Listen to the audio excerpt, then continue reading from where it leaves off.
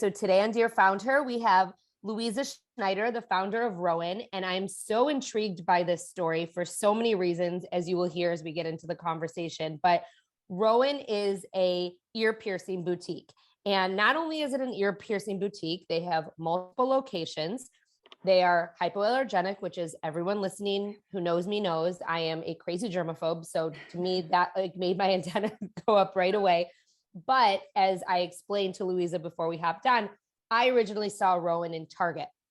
And there's an amazing story there as well. So before we get into the nitty gritty, I want Louisa to share her story. So welcome to Dear Found Her. It's so great to have you here. And I'd love for you to kind of share, why did you start an ear piercing boutique? It's a great question. I ask myself that sometimes too. So my background is mostly finance. So I worked in investment banking. I worked for a hedge fund, always with an eye on the consumer. So looking at consumer companies. And I was working at a hedge fund, and our thesis was shorting brick and mortar malls. So we were taking a hard look at malls and saying, wow, a lot of people that are teenagers have never gone to the mall. But there was one reason that almost everyone had gone to the mall, and that was to get their ears pierced. And when I was working at this hedge fund, my daughter was born. And I also, at the time, was able to take my nieces to get a second piercing, which they were so excited about. And they live in Cincinnati, Ohio. So we went out and looked for a place to go. And the only place that would do it was a mall-based piercer. And the experience was really not great. And so I was studying these mall-based piercers. They were driving foot traffic. They were really bucking the trends of all of the other mall-based retailers at the time.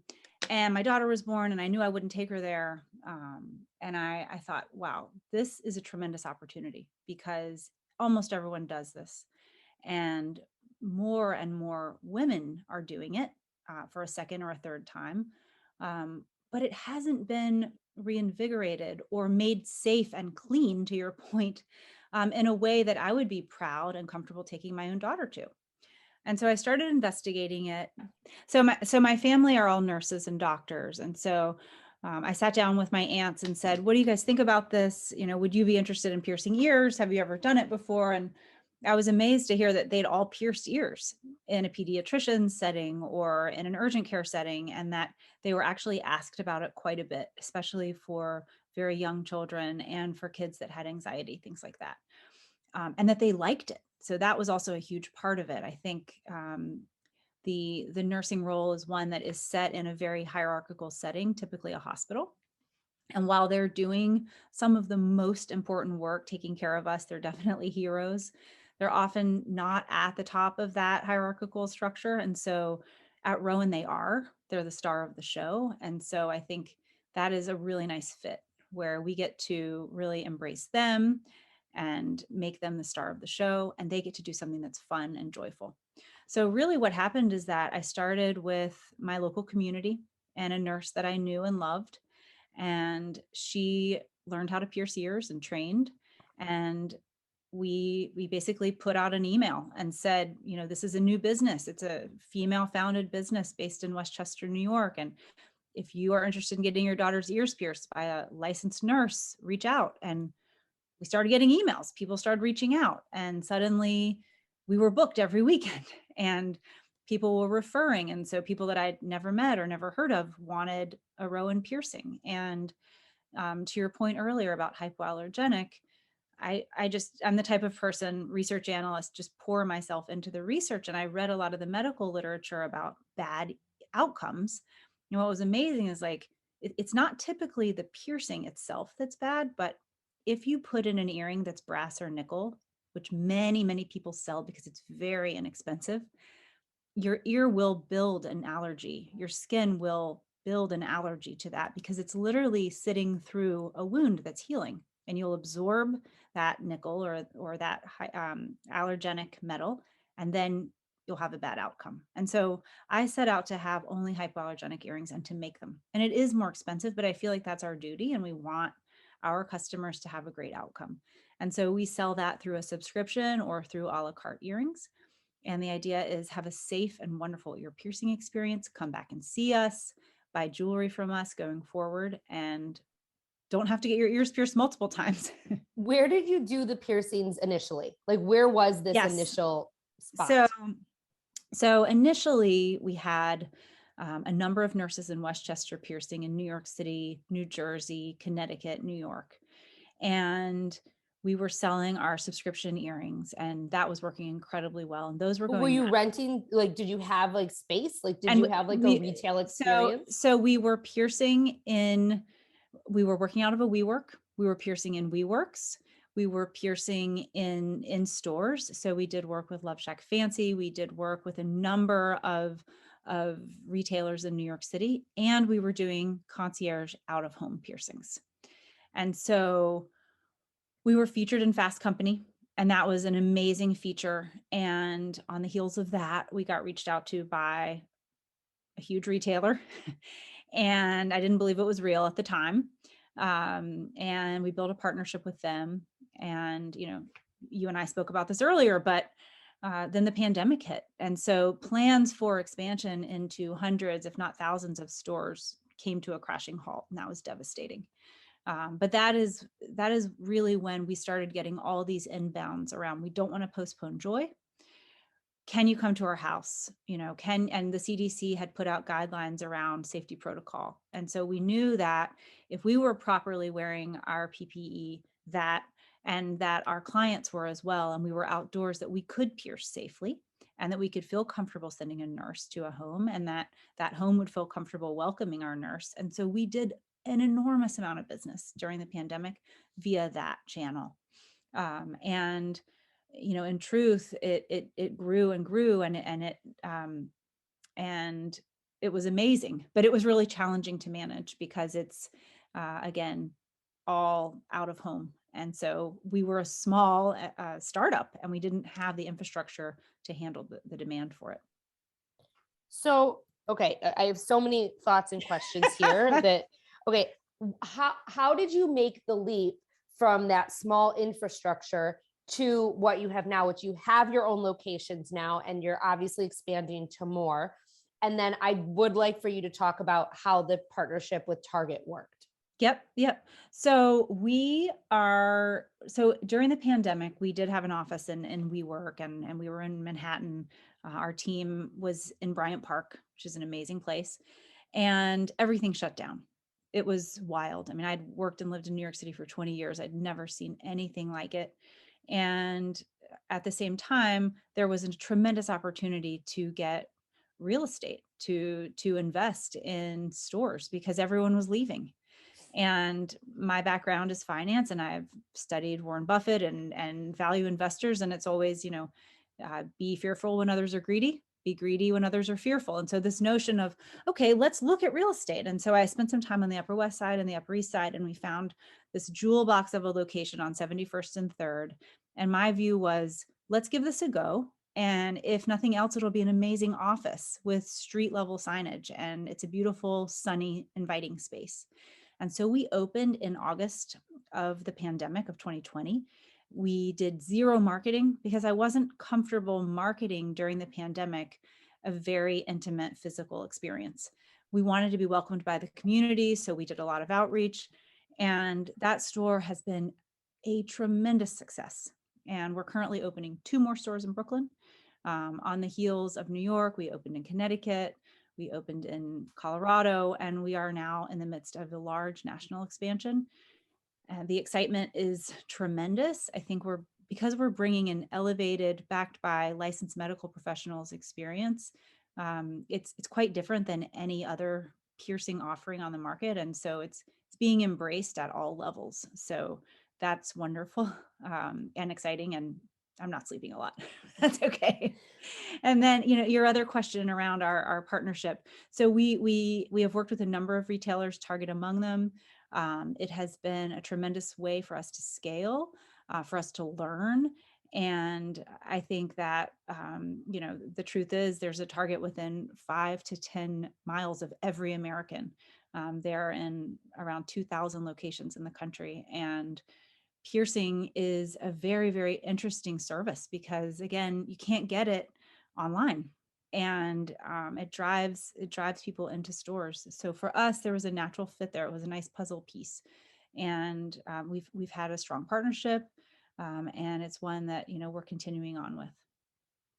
And I know I shared with you before we popped on that your story with Target was one that resonated very much with me, as we also, my old company had a large partnership with Target, and it also came to a screeching halt and a pivot right before the pandemic. And so I greatly sympathized with your story, but I also shared with you that that's how I found you. Right. And so I think that my question on this is, I would love for you to speak to how partnerships, because you have an amazing model, not just with Target, but with Love Shack Fancy and these other retailers that you partnered with, really helped you to build your brand. And that is something that I preach all the time to Right. my community, to my clients. I Right. just did a whole lesson in a workshop about the importance of partnership marketing, because that's how I built Bump Club. Right. Right. And that's how you built your business. Absolutely. I mean, I think so. I would say lots of things on this. For example, with Love Shack, it wasn't a long-term partnership by any means. It was multiple times in different stores there with them, and we did that recently. And But you utilized their yes, space and brought right, people in, right, and they gave you the space, and correct. everyone won. Right. It's a very mutually beneficial arrangement, and it's fun too. And you're shining a light on their brand, they're shining a light on yours, and it creates, in our case, it creates entertainment and an activity in the store. So there's a buzz that there may not be at other times. We're actually going to be opening a studio across the street from them down in Coconut Grove in the next couple of weeks, which we're super excited about. So, but I think, as a founder, and certainly as a small startup, when you are growing and you have something magical like Rowan, you have lightning in a bottle, and it because when your clients come in, whether it's, we just pierced a 95-year-old lady, and, she cried and she said, it is amazing to do something for the first time when you're 95 and to get this bling, right? And like, or to be piercing the infant of two parents who bring in their child, their newborn, and they are trusting a Rowan nurse to pierce well and to do this well and to appease their nerves, because the baby, and that's part of their culture, and this is their choice, and we want it to be done safely, right? But I think when you work through these partnerships and you think about them, you want to make sure that it's mutually beneficial. You want to make sure that you keep your options open. You never know who's going to be calling and saying, oh, well, I see you here and we'd like to have you. And, and that if you have the ability to do it entirely on your own, do you prefer that? And so I think our standalone studios have been a tremendous success. And I almost didn't envision us in that way out of the gates. Again, it almost took the pandemic for us to make the leap to our standalone studios, and then seeing the line out the door. I mean, in our Westchester store, I had a call from another founder last week, and he said, I live in Westchester and we're trying to open nationally. And on December 26th, I saw a line out of your door, but I haven't seen any out of home marketing, and I'm not seeing you guys market locally. How did you do it? Right. And, he's not in the mom blog groups that we're in, which I shared with him, but which you can appreciate. Yes. I mean, moms are your best marketers. And if you have a service that works, they will share it to no end. Exactly. So I think, you really need to know your customer. You need to know where she is, what she reads, what kind of coffee she likes, everything about her, so that you can provide her a solution that she might not even know she wants. But when she sees it, she says, wow, where's that been? I think that's the biggest compliment when people say, why didn't I think of that? Right. Yeah, of course. It's so interesting that you say that about that other founder, because, and I obviously do not know who you're talking about. I know nothing about their business, but when you think about it, and that question that he asked you, yes, it really kind of just shows that, like, he was maybe stuck or pigeonholed in a certain way that he thought he had to do things. 100%. Because you and I both know, we both built businesses in a very unconventional way, that you have to be unconventional, and it's okay to not do what everyone else is doing, and it's okay to not follow the guidelines. That's exactly right. And I think that's one reason that women are oftentimes phenomenal entrepreneurs, because we are constantly juggling. And you've got your kids on the one hand and their schedules, and then you have your team and your business and maybe your own personal things as well. And you're juggling and you're looking at things from different perspectives, and you're trying to find a solution that that can succeed with multiple things going on at once. And with marketing, that is a huge area of opportunity, I think, if you're willing to look at things from a different vantage point. It's also very pigeonholing if you're only looking at marketing as, this is how we market, this is our playbook, this is what we do in every city. Well, we realize this in our work expanding with a national retailer, that in some parts of the country on Sunday mornings, everyone's at church. Guess what? Different. Nobody's getting their ears pierced. But in other parts of the country, Sunday morning is our number one time for piercing. So again, you really need to know that local market, because there's only so much, there's only so certain level of depth of truth that's universal. The rest is like very specific.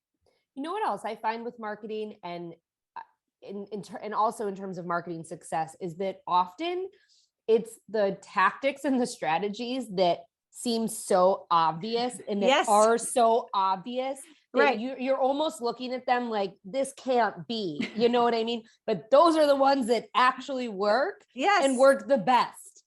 It's right? So true. Like, it's so true. I mean, like, there's no book, it's just like, I was sharing with my husband the other day, something I shared in a marketing class I was teaching. And he said, and he's a marketer also. And he said, but that's so obvious. And I said, but it's not so obvious to everyone. No. And so like, but I always tell my clients and tell other founders to look within the obvious, because that's where you're going to find the answer. And it's going to feel like almost like, no, this can't be, but it usually is.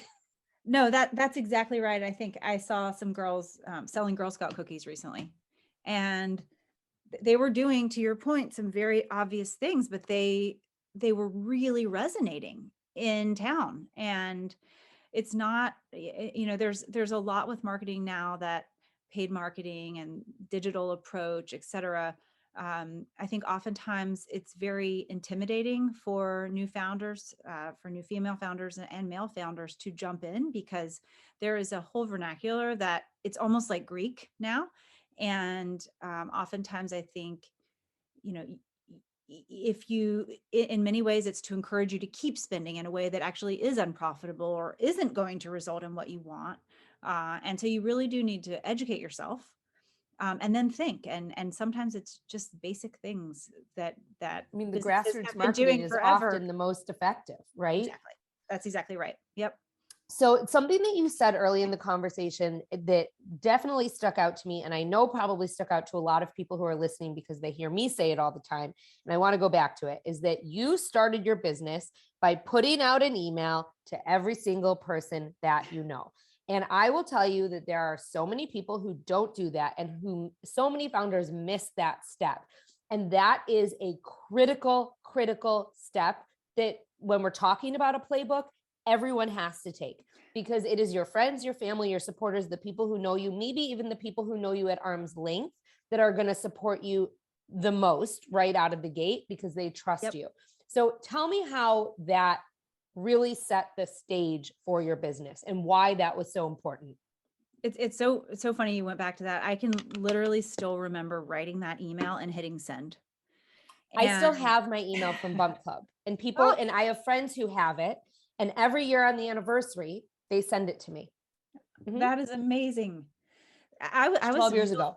Yeah, I was really afraid to send it. I think that to your point, they're going to support you, but they're also going to give you their honest feedback. Yep. And I think also you feel an accountability to them to make sure that whatever you're selling or offering or talking to them about is excellent, because you care about them and you know them. And so it really is, it's really hard, but getting that, if it works there, then you're on to something. And so, it's a great way to prove your concept. Yes. And then if they forward it, if they send it to other people, if they think it's good, then then it really is a snowball effect. And And it's it is not scary, to your point. It is so scary because these people know you, but it is also the place where you're going to grow the most, the quickest at first. right. That's exactly right. And I think those local communities, I mean, I remember listening to the chicken salad chick, How I Built This. And she said that the heart of any community is hair and nail salons. And so she would go in there to the people that she knew and talk about her business. And it just grew from that, because this is where people are honest and they're letting it all out, and they're talking about how they really feel and if they think that this is a good concept or not, and if it's needed. And so that for me, that email got us going. And from then it was word of mouth, and there's nothing more valuable than word of mouth. I mean, talk a little bit about that and how you've capitalized on that now. I mean, now you're much bigger. You have stores, you have locations, but to your point earlier about how this other founder said, I've never seen you out of home, because you rely on word of mouth marketing. And that is something too that I think a lot of founders are very nervous and scared about, and don't necessarily understand right away how impactful it can be. So I'd love for you to touch a little bit about that, because you don't do a ton of marketing. Like right, I'm right. not going to get off this call and have ads served to me because we've been talking about Rowan. I mean, maybe Right, a little, but right. probably not. A little. But probably not as much as It's there are. not, that's right. I mean, I think it's amazing to me to see um, the expectation of paid spend when you start to build out a marketing team, et cetera, because that is how so many people over the last 15 years have built their businesses, is Facebook and Instagram. And yes, we are certainly players there. But what is fascinating is that we do a lot of ex-missions interviews, and we get a lot of research on how did you hear about us? And the leading way that people are finding us is word of mouth. So, and that was a thesis for the business, because paid and Facebook and Instagram marketing has only gotten more expensive, and it's just going to continue to get more expensive because there's no barriers to entry there. If you've got $1 to spend, they will take it. And Yep. then it's up to the algorithm where that money goes.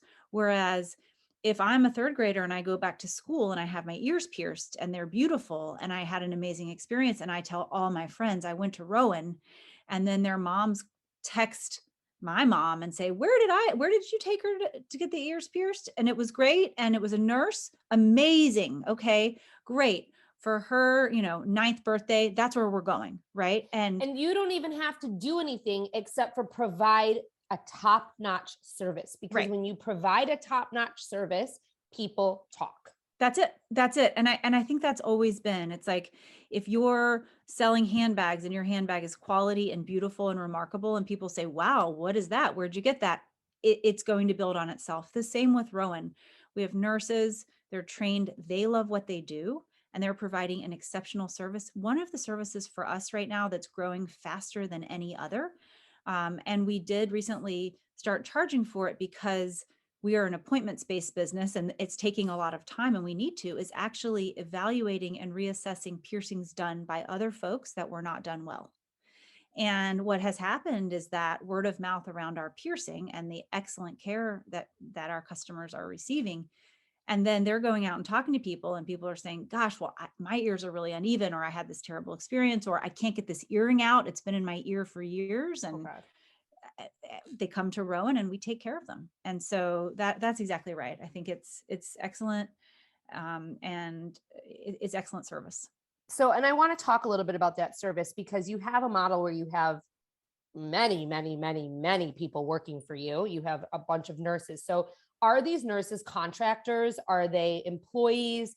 And what is your model for training them? Because that's a big undertaking, and making sure that your service is the same in Connecticut as in Miami, as in Right. Colorado. I mean, that's your product. Right.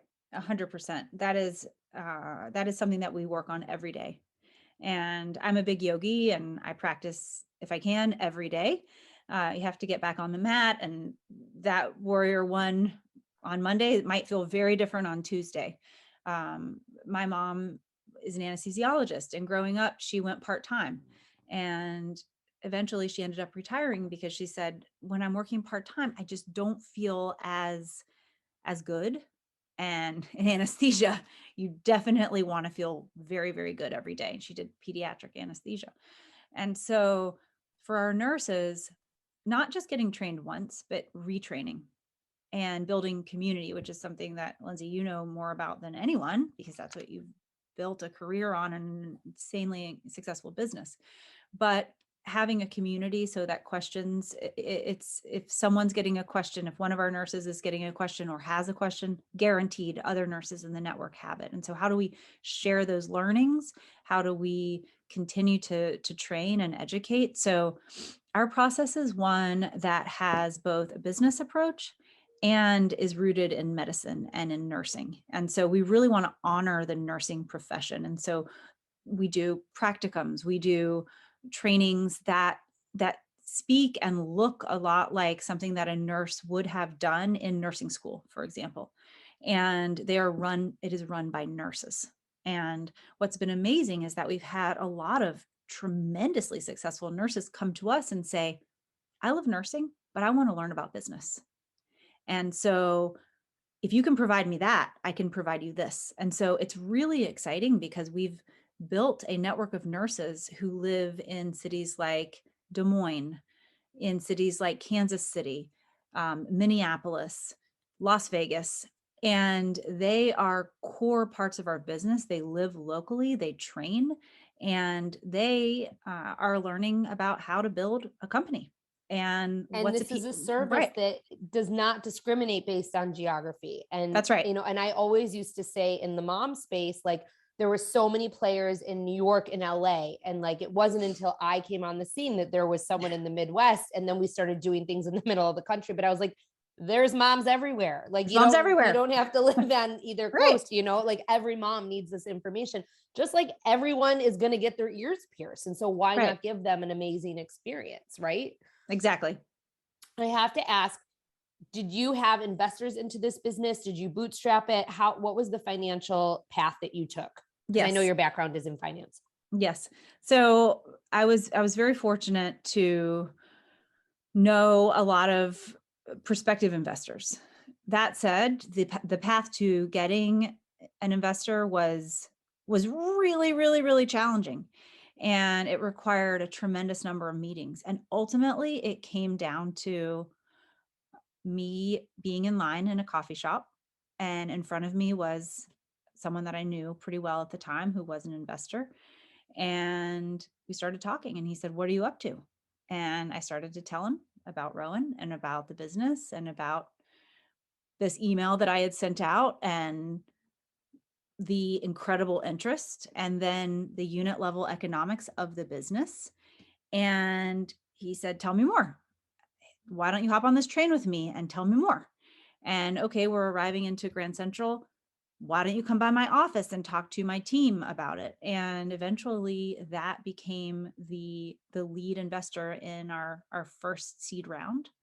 And then, performance and execution and relationships ultimately helped us continue to get investors. I mean, and it just goes back to the proof that you never know who's in your network. You have to be talking about your business because all the time. Yes. That's how these things materialize. You have to put it out there. You have to talk about it. You cannot be embarrassed, or you cannot, and you also need to have it in a nutshell. So I remember a female founder saying that to me: you need to have a super tight elevator pitch on why you're doing what you're doing and what it is and why it's amazing, and don't shy away from it and tell everyone. And so I think that oftentimes for women can be intimidating, or you don't want to kind of talk about it all the time. And I think there are ways of doing it. And then also asking what other people are doing too, because by the way, you learn something from everyone you talk to. Yes, so, absolutely. Right. I have two more questions for you. Yes. The first is kind of a fun one. And that is like, why do you think ear piercing has gone bananas? I mean, it's so crazy because I had like 3 and 2 and I did not open up my cartilage piercing, but I just did last week. You did? Did it hurt? Did it pulse? I remember my cartilage piercing pulsing. Not at all. And I've had it done multiple times before. This one has nothing. I think it also has to do with our new ear pillow that I've been sleeping on and just our incredible nurse. But Well, so I know the pain. I had 3 and 2, and then I let my second and third ones close, but they didn't close. And so during the pandemic, when I was home, I just stuck an earring in and they actually opened up. Right. But I'm seeing more adults now get more piercings than ever before. I mean, I have friends who have 4, 5, 6 piercings, and why is this? What's going on? I think it's self-expression. And after the pandemic, no one wants to postpone joy. We're traveling more than we've ever traveled.